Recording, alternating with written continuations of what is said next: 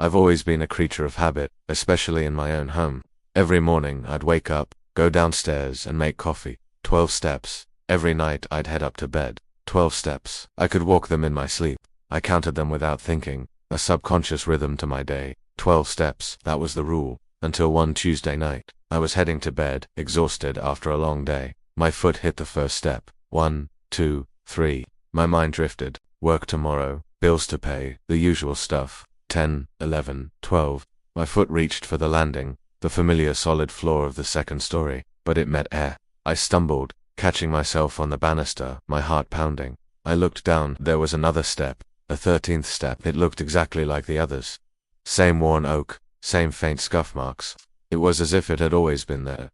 I shook my head, convinced I was just tired. Maybe I miscounted. It happens, right? I stepped onto the 13th step and then onto the landing. The wood felt solid. Everything was normal. I told myself it was just a trick of the light, a moment of exhaustion. I fell into a restless sleep. The image of that extra step burned into my mind. The next morning, I approached the stairs with a knot in my stomach. I took a deep breath and started counting, my voice a nervous whisper. 1, 2, 3, all the way up to 11. I paused, staring at the top. And there it was. Step number 12. Just 12. The 13th step was gone. Relief washed over me so intensely I felt dizzy. I laughed it off. I was clearly losing my mind, working too hard. I went about my day, made my coffee, and tried to forget the whole bizarre incident. That night, the feeling of dread returned as I stood at the bottom of the staircase. It looked normal, harmless, but I couldn't shake the unease. I started my ascent, counting again.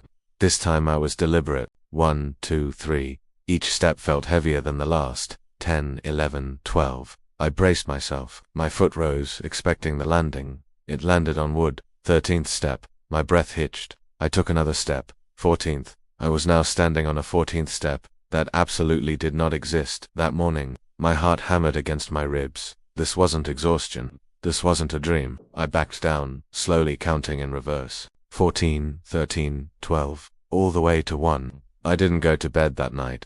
I slept on the couch, the lights on, my eyes glued to the dark opening of the stairwell. The next day, it was back to 12 steps. It was a pattern now, a terrifying, nonsensical game. Normalcy during the day, a new horror every night.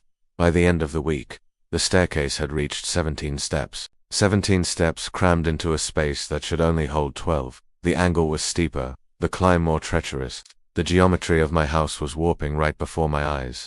I started to get scared, really scared. What happened if I climbed them? Where did they lead? The second floor landing was always there, at the top, looking exactly the same.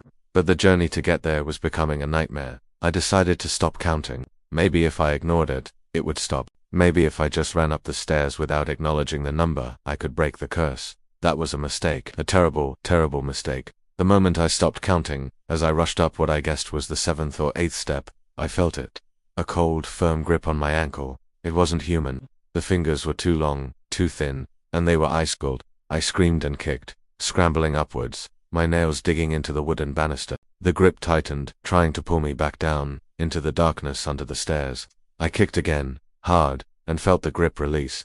I didn't stop until I was on the landing, gasping for air, my back pressed against my bedroom door. So, counting was mandatory. Ignoring it was worse. The rule was simple: count every single step, or be pulled down into whatever hell lay beneath them.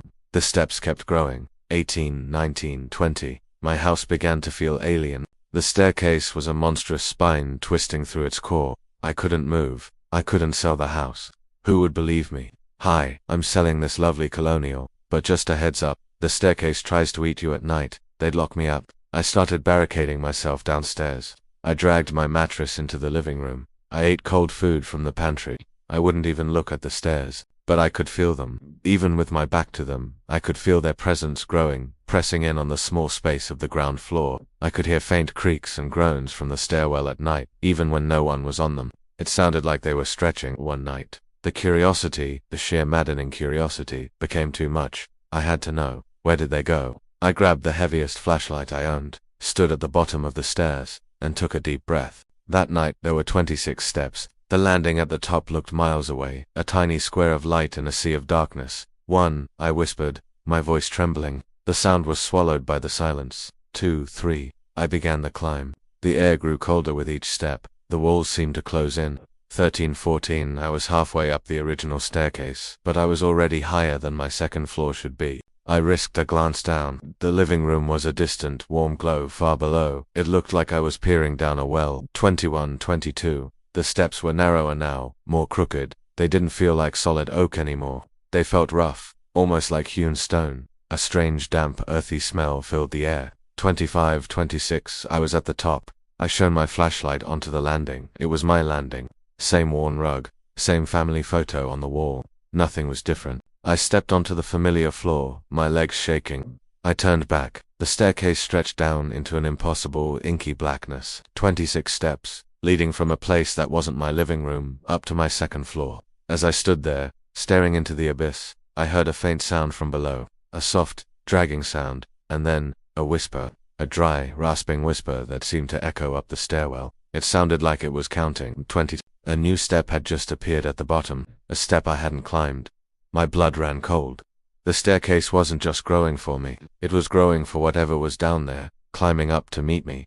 I slammed my bedroom door and locked it. I pushed my dresser in front of it. I've been in here for 3 days now. I don't know how many steps there are, but I can hear them. Every few hours, I hear that same dry whisper, followed by a number.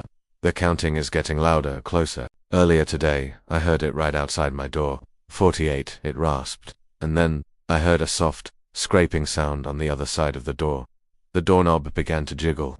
It knows I'm in here. The staircase isn't the trap. My house is, and it's no longer just my house. The steps keep growing, and something is climbing them, one by one. I don't know how many steps there are now, but I know it's getting very, very close to the top. Thanks for watching. If you have a story you want to share, let us know. And don't forget to subscribe.